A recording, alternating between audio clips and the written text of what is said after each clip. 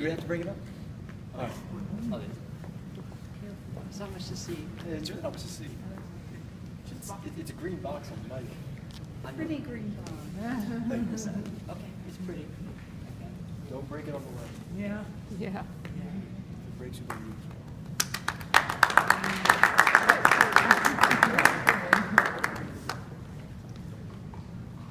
That's great. Hello, I am David Acevedo. I'm Nicholas Francis. I'm Rod Gangnath. I'm Christian Banner. And we are PhantomSquad. All right. Love to that every time. Well, as Ms. Wolf had mentioned, we built a green box and a microphone. No.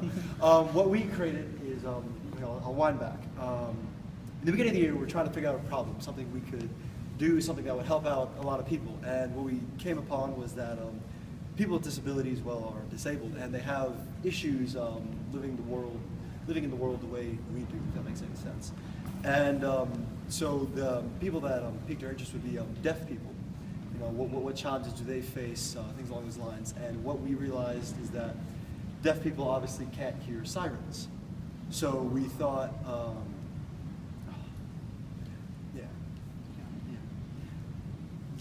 we thought, well, we'll make a system that will then detect a siren and then have a light, which is also going to be a box.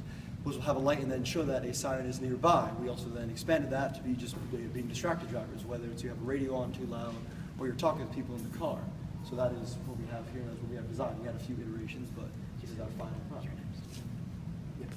All right, so what we showed you before in previous meetings was simple programming where we had it just recognized a single frequency, which we played on a fishbowl, and the device would pick up that frequency and then light an LED. But that's not a siren, clearly. So we branched out and... So what we have now actually is able to detect a pattern in frequency change. And when it detects that pattern, now it turns on the light. And of course, we've also 3D printed an entire case, which is actually 5 different parts.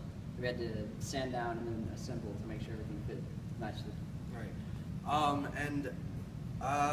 Ideally, other features that we wanted to include in this, but we didn't get enough time to, was to have multiple microphones on it so that it could detect sounds from different directions, so that it could also tell you where the siren is coming from. And also different types of sirens have different frequencies. So a police siren, an ambulance siren, and a fire truck siren have different frequencies. So ideally what we also wanted to add was an identification for so it would tell you what type of siren is going off. And anything else? That's about it technical. The last thing we did to it though was last time we presented it, which was at the science fair. It was on Sunday. We realized there. Yeah, you were there. You saw it. I remember talking to you.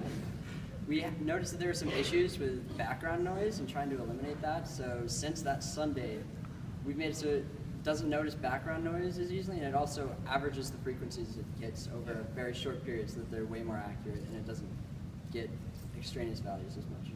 And then also, just before we sit down and end our little speech, shout outs we given before, but I want to give a shout out to someone who's very special to most of the people in this class, Mr. Bush. He started most of us on our math engineering. Shout out to Mr. Bush, great guy. Thank you, Mr. Bush. All right, I think we're done. Yep. Thank you. Thank you.